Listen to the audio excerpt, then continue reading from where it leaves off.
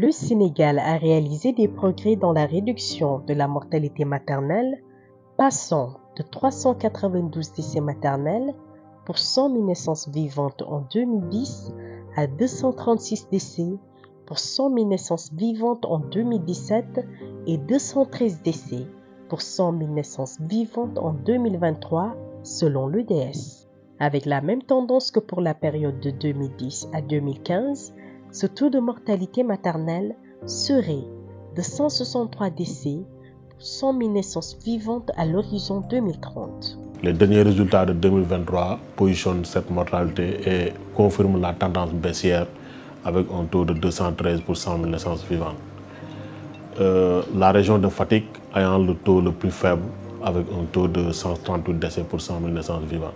Dans ces efforts de réduction de la mortalité maternelle, le Fonds des Nations Unies pour la population continue d'appuyer le gouvernement dans le sens de l'amélioration des services de santé, notamment en renforçant les services de santé pour les SONU, mais aussi en repositionnant la planification familiale. Pour accélérer ces progrès, en vue de l'atteinte des objectifs de développement durable en 2030, le ministère de la Santé et de l'Action sociale a défini avec l'assistance technique de UNFPA un réseau national de structures de soins obstétricaux et néonataux d'urgence qui permettrait de couvrir 98% de la cible à moins de 2 heures de trajet. Comme vous le savez, au niveau des missions des directions régionales de la santé, il y a un volet qui est très important, notamment la lutte contre la mortalité maternelle et infanto-juvénile. C'est par rapport à cela que, dans le cadre des interventions mises en œuvre pour réduire significativement cette mortalité maternelle et néonatale, il fallait également que nous puissions mettre en place un réseau SONU efficient et efficace pour pouvoir véritablement répondre à cette préoccupation du gouvernement qui consiste à réduire ou également à lutter contre cette mortalité maternelle et néonatale. On a désigné 8 sites SONU, dont 2 SONU C et 6 SONU B, dont un poste de santé dans les 6 SONU B et 5 centres de santé. Par rapport aux acquis liés au SONU, le réseau SONU nous a permis d'équiper tous nos centres de santé en autoclave, d'assurer une bonne disponibilité de l'équipement tel que les coins du nouveau-né, l'équipement pour la réanimation du nouveau-né, mais aussi de rendre disponibles les blocs sous de la région. Depuis, on a noté une nette amélioration de la prise en charge du couple mère-enfant et une bonne disponibilité des intrants.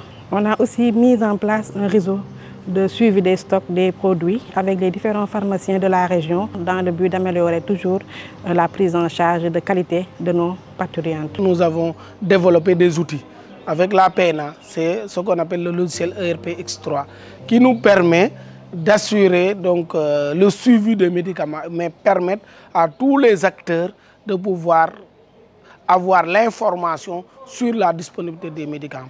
À part cela aussi, nous avons un réseau qu'on appelle le comité GAS qui fonctionne, qui se réunit à chaque trimestre et qui permet à tous les maîtres pharmaciens des districts de se rencontrer, de discuter sur les problématiques de l'approvisionnement. Il y a au niveau de la maternité un stock qui est régulièrement en tout cas mis en place, renouvelé et suivi avec tous les prestataires, même les matrones qui sont impliqués dans le suivi de ce stock-là.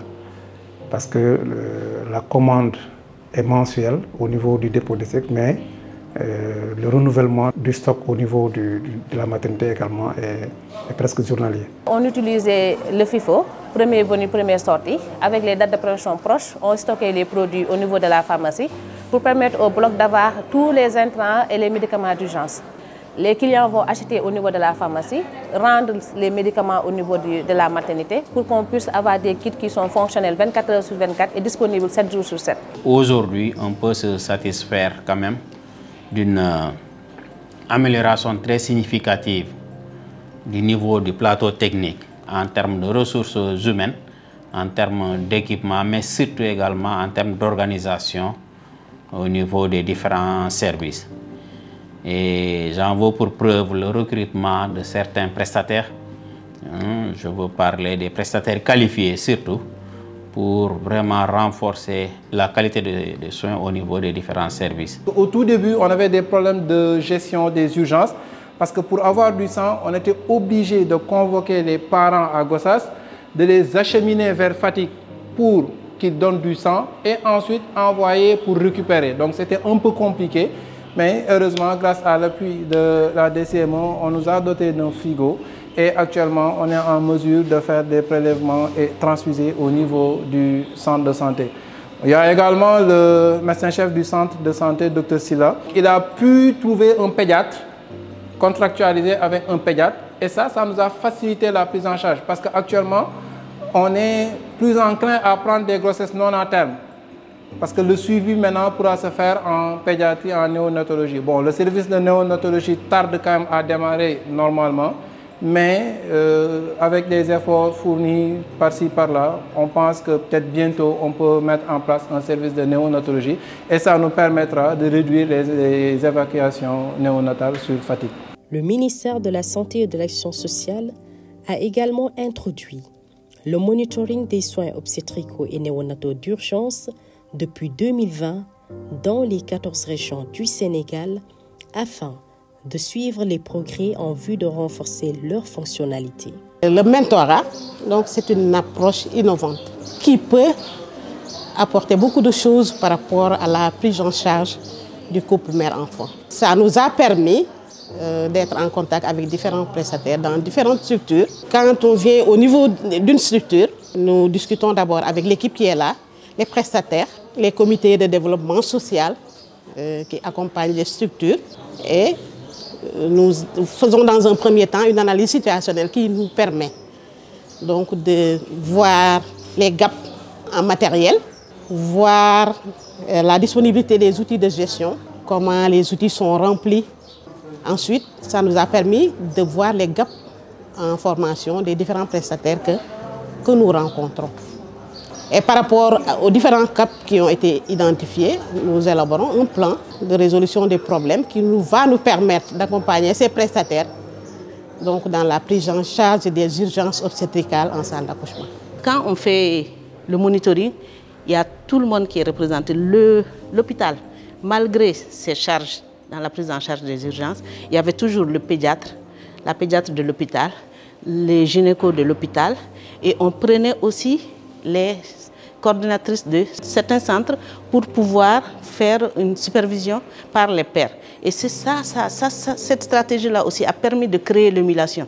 Parce que quand elles partent, elles voient que dans cette structure-là, elles regardent les bonnes pratiques et elles viennent dans leur structure pour appliquer ces bonnes pratiques. Le monitoring nous a beaucoup apporté, surtout dans la notification des complications. Maintenant, avec le monitoring SONU, qui venait chaque semestre, on notifie et chaque fin du mois, on peut dire que telle complication, par exemple pour les hémorragies du postpartum, on a eu un pourcentage de 50%, un pourcentage de 45%. Quelles sont les complications qu'on a le plus référées? Pour la notification aussi de l'examen du nouveau-né, avant c'était fait, mais ce n'était pas notifié et ce n'était pas fait correctement. Maintenant, dans tous les registres d'accouchement, tu vois que c'est systématique. Pour chaque accouchement de nouveau-né vivant bien portant, et l'examen du nouveau-né est fait et notifié. Je suis formé sur les médicaments du réseau SONIC. En tant que dépositaire, je def sama kéemtulaay kàttan pour mun a am disponibilité médicaments yooyu. Vraiment man li ma si gis moom mooy yokkute. Ma fi ñëwee ba léegi maa ngi koy gisee normal daal parce que ñu ngi toppatoo manqué wuñ dara te aussi bu ñu ñëwee tamit dañuy teeru comme ni mu waree. Bu njëkk fi ñu nekkoon dafa xatoon waaye léegi bu ñu ñëwee dañuy toog macha allah ba place yi mot ba des te aussi bu njëkk amul woon ventilo waaye léegi normal. Man en tant que acteur communautaire. yokkute bi nga xamante ne moom lañ ci saytu mooy ne ko gis nañ ne jàllale bi nga xamante ne moom lañ doon jàllale yenn patients yi wàññeeku na bu baax mais itamit fréquentation bi nit ñi commencé waat nañ di ñëwaat bu baax a baax ci centre de santé bi ndaxte ñoom gis nañ ne saa yu ñu fi ñëwee rek dañ fiy fekk personnel qualifié boo nga xamante ne taxaw nañ ñoom itamit disponible nañu mais itamit accueil bi aussi gis nañ ne ñoom ñu ngi koy def bu baax a baax. wax dëgg yàlla suñu santé bi ñoo ngi sant bu baax ndax mortalité mère enfant moom gëj na fi am ndax léegi boo jàppee maanaam nga toll si moment war a accoucher soo ñëwee di nga fekk sage-femme yi bu seen xam-xam weesoo li nga toll bu seen xam-xam weesoo foofu ñu référé si gynécologue bi jógatuñ fii di paas di dem Kaolack jógatuñ fii di dem Njaareem jógatuñ di dem Touba te diggante bi lu nekk mën na cee am bu sa doom juddoo am na ku ko jël en charge ba yooyu problème ñëpp wax dëgg yàlla ñun wax dëgg yàlla gisatuñ ko ñoo ngi ci sant yàlla bu baax nag di ñaan yàlla nag mu jëm kanam. li ma ci gën a neex mooy que vraiment audit des décès maternels et néonatals mi nga xam ne depuis bañ ko commencé vraiment indil nañu coppite bu baax a baax ci suñu liggéey parce que daañu ko woon def de façon régulière mais léegi moom chaque mois dañ koy def dañuy réunir xool les problèmes woo poste yi te moom permettre nañ vraiment liggéey bi jaar yoon. bu njëkk dañ daan am problème pour malade bu am doom ba pare di saigner loolu lépp léegi ñun sage-femme yi mën nañ koo defal suñ bopp sans pour autant gynéco wala dara superviser ñu mën nañ demal suñ bopp ak liñ ñu wax liñ ñu jox li nga xamante ni mën nañ koo defal malade bi ba su ko suñ jumtukaay yooyu suñ ko defalee mën nañ ko defal te du ci am benn complication. Il serait bien que les sorties puissent être accélérées afin qu'on puisse voir beaucoup de prestataires et que ça puisse impacter sur les objectifs qu'on s'est fixés au niveau de la région par rapport à la lutte contre la mortalité maternelle et infantile. Les résultats que nous avons sont vraiment des résultats encourageants.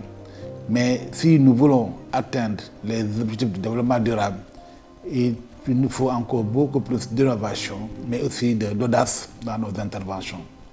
C'est dans ce cadre, depuis maintenant 6 mois, avec l'UNFPA, nous avons révisé la cartographie pour augmenter le nombre de structures sanitaires SONU, mais aussi pour rapprocher davantage les soins complets obstétrico-néonataux d'urgence à la population. Grâce au leadership très fort du gouvernement à travers le ministère de la Santé et la DCME, nous avons pu soutenir plusieurs aspects qui sont très stratégiques, à savoir d'abord un volet où il y a l'aspect prévention, protection. Il y a un autre volet qui est très important et qui impacte directement sur les décès maternels, sur leur élimination. C'est le volet qui prend en compte le développement d'un réseau en soins obstétricaux et néonatales d'urgence qui a été mis en place avec l'appui et l'assistance technique très forte du UNFPA, mais aussi nous avons pu développer bien sûr avec le ministère de la Santé un partenariat très large avec plusieurs bailleurs de fonds et autres agenceurs. Il y a un volet également qui est très stratégique et qui est important, qui est développé, c'est la surveillance des décès maternels et périnatales et riposte, qui a été également mise en place, soutenue à travers un leadership fort national, mais aussi avec des initiatives qui ont été prises en charge par l'UNFPA.